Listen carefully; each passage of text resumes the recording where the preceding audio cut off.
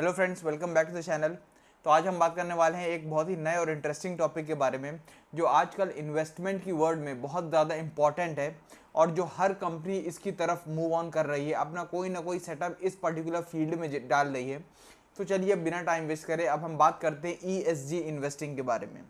तो देखिए, वीडियो को एंड तक देखना, आपको सारी बातें समझ में आएंगी कि कैसे स्टॉक्स पिक करना है, कौन से ESG स्टॉक्स बेटर होते हैं, कैसी इसकी रेटिंग चेक करी जाती है। सारी बातें आज हम इस वीडियो में चेक करेंगे, तो वीडियो को एंड तक देखिएगा। चलिए बिना टाइम वेस्ट करें हम स्टार्ट करते हैं। सबसे पहले हम समझते हैं ये ESG होता क्या है। तो देखिए, ESG यहाँ पे जो लिखा है, ये ESG का मतलब होता है, E फॉर होता है इन्वायरमेंटल, S फॉर होता है सोशल और G फॉर होता है गवर्नेंस। मतलब आपको ऐसी कंपनीज यानी कि अपनी ऐसी कंपनीज में इन्वेस्ट करना पड़ेगा जो कंपनी इन्वायरमेंट की तरफ सोचती है, यानी ताकि उससे सस्टेनेबिलिटी यानी कि जो हमारी फ्यूचर जनरेशन्स हैं उनके लिए सहूलियत रहे और वो आने वाले टाइम पे इस अपने जो नेचर है उसका फ़ायदा उठा पाए। तो ऐसी कंपनीज के अंदर इन्वेस्ट करना है। एस फॉर सोशल, सोशल का मतलब ऐसी कंपनीज में आपको इन्वेस्ट करना है जो कंपनीज अपने एम्प्लॉयज़ के बारे में या फिर सोसाइटी के बारे में बहुत अच्छा सोचती हो, बहुत अच्छे रिलेशन हो उनकी सोसाइटी के साथ और बहुत अच्छे तरीके से उनके लिए काम कर रही हो। और जी फॉर होता है गवर्नेंस, मतलब जो कंपनी आप जो उनकी लीगल लॉज हैं, यानी कि जो कंपनीज एक्ट 1956 है, कंपनीज एक्ट 2013 है, या फिर और भी जो एक्ट्स बने हुए हैं उसके तहत, उसके रूल्स एंड रेगुलेशंस के तहत काम कर रही है, ऐसी कंपनीज में इन्वेस्ट करने के बारे में सोचना है। तो ये होता है आपका ESG इन्वेस्टिंग। चलिए इसके बारे में आगे बात करते हैं। तो नेक्स्ट बात आती है कि अब ये इतना ज़्यादा ट्रेंडिंग क्यों हो गया, क्यों ESG इन्वेस्टिंग को या फिर उसको बोलते हैं ग्रीन इन्वेस्टिंग को इतना आजकल देखा जा रहा है। देखिए, सबसे पहली बात तो होता है, इसका आप मार्केट कैप जान के हैरान हो जाएंगे कि सिर्फ लास्ट ईयर की बात करें हम तो सिर्फ ये लास्ट ईयर 4.5 ट्रिलियन डॉलर्स का मार्केट कैप्चर किया है इस पर्टिकुलर ESG इन्वेस्टिंग ने। और अगर ओवरऑल बात करें यानी कि अब तक, आज तक 2025 तक लगभग 50 ट्रिलियन डॉलर्स, समझ सकते हैं, 50 ट्रिलियन डॉलर्स का मार्केट कैप्चर कर चुका है ये ESG इन्वेस्टिंग। तो आप यहीं से अंदाज़ा लगा सकते हैं कि कितना बड़ा मार्केट है इसका ESG इन्वेस्टिंग का। तो जो लोग अभी तक नॉर्मल तरीके की इन्वेस्टिंग करते आए हैं उनको ESG इन्वेस्टिंग के बारे में मालूम नहीं है, तो आज ही यही टाइम है आप सही टाइम एंट्री लेने का इन सारे फंड्स में। तो आप इसकी तरफ जा सकते हैं अपने नॉर्मल इन्वेस्टिंग से हट के।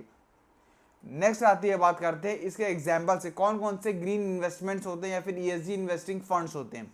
सबसे पहले आते हैं आपके रिन्यूएबल एनर्जी, मतलब जो कंपनीज आपके देखो रिन्यूएबल एनर्जी में काम कर रही हैं, ग्रीन एनर्जी में काम कर रही हैं, जैसे अडानी ग्रीन एक एग्जांपल हो गया, ठीक है। उसके बाद हो गया सुजलॉन एनर्जी हो गया, यहाँ पे मैं लिख देता हूँ, एक होता है अडानी ग्रीन, ठीक है। उसके बाद हो गया सुजलॉन एनर्जी जो ये सब के सब क्या कर रहे हैं, ये सब के सब रिन्यूएबल एनर्जी की तरफ काम कर रहे हैं। तो ये एक अच्छे स्टॉक साबित हो सकते हैं अगर इस पर आप इन्वेस्ट करने जाएंगे तो। नेक्स्ट होता है क्लीन ट्रांसपोर्टेशन। क्लीन ट्रांसपोर्टेशन का मतलब है जो फ्यूल्स जो आप ये यूज करते हैं, यानी कि जो पेट्रोल और डीजल यूज करते थे उन कंपनीज में ना इन्वेस्ट करके ईवी की तरफ मूव ऑन करना। जो कंपनीज ईवी व्हीकल्स बना रही हैं, जैसे महिंद्रा बना रही है इंडिया में, टाटा बनाने स्टार्ट कर दिया है, तो इन सारी कंपनीज में आप इन्वेस्ट कर सकते हो, वो आपका ESG इन्वेस्टिंग कहलाएगा।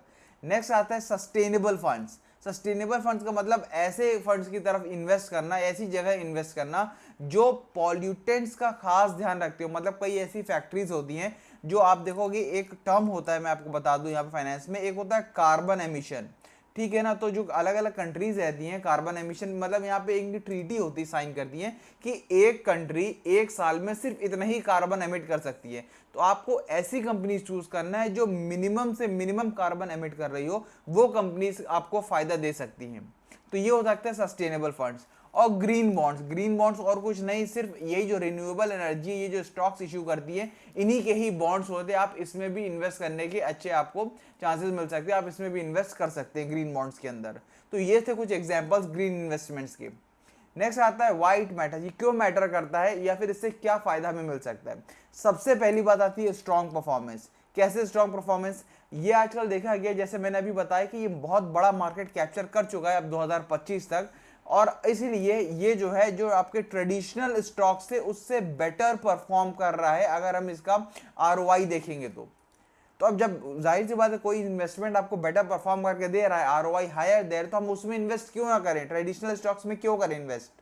तो ये एक मेन रीजन हो सकता है हमारा ESG स्टॉक्स में इन्वेस्ट करने का। नेक्स्ट है रेड्यूस्ड रिस्क, मतलब यहाँ पे हमारा रिस्क जो है बहुत मिनिमल है। क्यों ऐसा है? क्योंकि देखो ये तीनों चीज फॉलो कर रही है, यानी कि एनवायरनमेंट का भी ध्यान रख रही है, सोशल का भी ध्यान रख रही है, और जो कंपनी लॉ है उसको भी पूरी तरीके से फॉलो कर रही है। तो गवर्नमेंट का इंटरवेंशन इन पर्टिकुलर कंपनीज में बहुत ज्यादा कम होता है। इस वजह से यहाँ पर रिस्क जो कैपेबिलिटी है ना वो बहुत ज्यादा कम हो जाती है। इस तरीके से भी ये फायदेमंद है। Next, values and impact. क्या वैल्यू छोड़ती है ये हमारे, अगर इन्वेस्ट करते हैं हम इसमें तो क्या वैल्यू छोड़ती है हमारी इकोनॉमी पे, हमारे देश पे, या ओवरऑल वर्ल्ड पे? देखिए सबसे पहली बात, अगर हम इसमें 1 रुपए भी इन्वेस्ट करते हैं ना तो इस बात का हमारा मैसेज आता है कि हम अपने एनवायरनमेंट की तरफ हम खुद सोच रहे हैं। देखो सीधी बात है, सिर्फ कंपनीज की अगर हम बात करें, सिर्फ कंपनीज ही एनवायरनमेंट का ध्यान नहीं रख सकती, हमें भी एनवायरनमेंट का ध्यान रखना होगा। लेकिन कैसे? अगर हम उन कंपनीज को प्रमोट करें, उन कंपनीज में इन्वेस्ट करें, तो एक तरीके से ये भी हमारा वैल्यू क्रिएशन ही हुआ एनवायरनमेंट की तरफ, इकोनॉमी की तरफ, कि हम उन कंपनीज को प्रमोट कर रहे हैं जो ईएसजी इन्वेस्टिंग पे फोकस है। तो इस तरीके से ये एक वैल्यू क्रिएट करती है, कि इंपैक्ट छोड़ती है हमारी इकोनॉमी पे। तो ये होता है वैल्यूज एंड इंपैक्ट।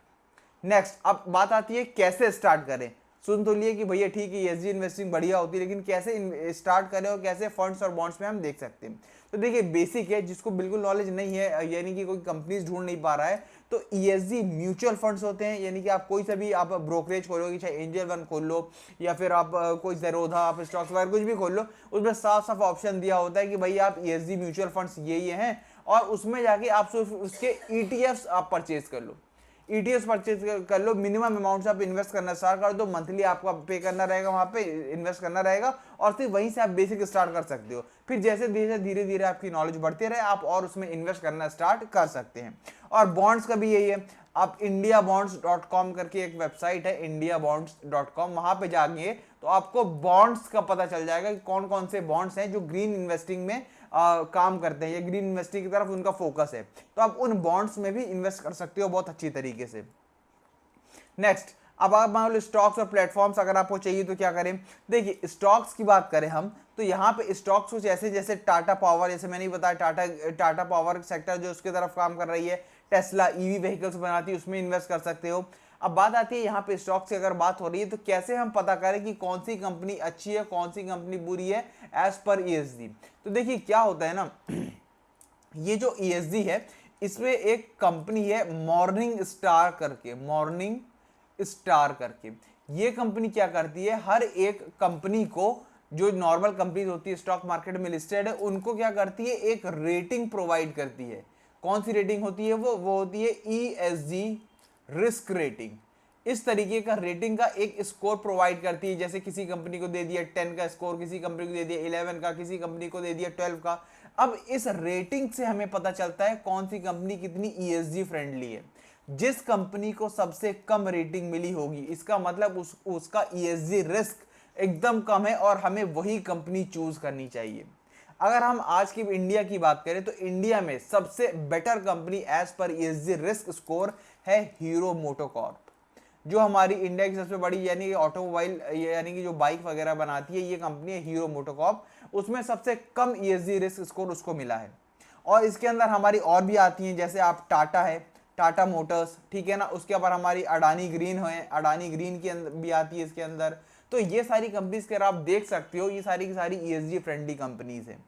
नेक्स्ट आता है इम्पैक्ट प्लेटफॉर्म्स, मतलब आप अगर मान लो ज्यादा पैसा आपके पास, यानी कि आप एचएनआई कैटेगरी में आते हैं वगैरह, तो आप कुछ ऐसे स्टार्टअप्स में भी इन्वेस्ट कर सकते हैं जो ईएसजी की तरफ आजकल जा रहे हैं। तो उससे भी क्या होता है, हमारी इकोनॉमी को बेहतर एक तरीके की हम बोल सकते हैं कि फोकस मिल सकता है एक तरीके से।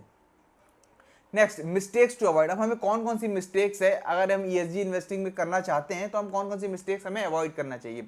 सबसे पहली बात आती है, जो जैसे मैंने बात करी कि हमें रेटिंग्स देखना होगी। जैसे मैंने बताया ना, मॉर्निंग स्टार करके एक कंपनी, वो सबको रेटिंग्स प्रोवाइड करती है। तो हमें सिर्फ उन्हीं कंपनीज के अंदर इन्वेस्ट करना है जो क्या करती हैं, सबसे कम रेटिंग इनको दी गई है।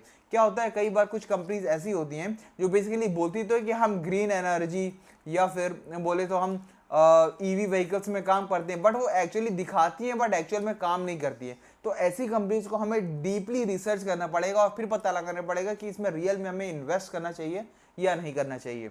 दूसरा आता है मार्केट रिस्क। अब ये तो आपको मालूम है, चाहे कोई सी भी इन्वेस्टिंग हो उसमें मार्केट रिस्क तो रहता है। तो सबसे मेजर जो आपको ध्यान करना पड़ेगा वो होगा डाइवर्सिफिकेशन ऑफ पोर्टफोलियो।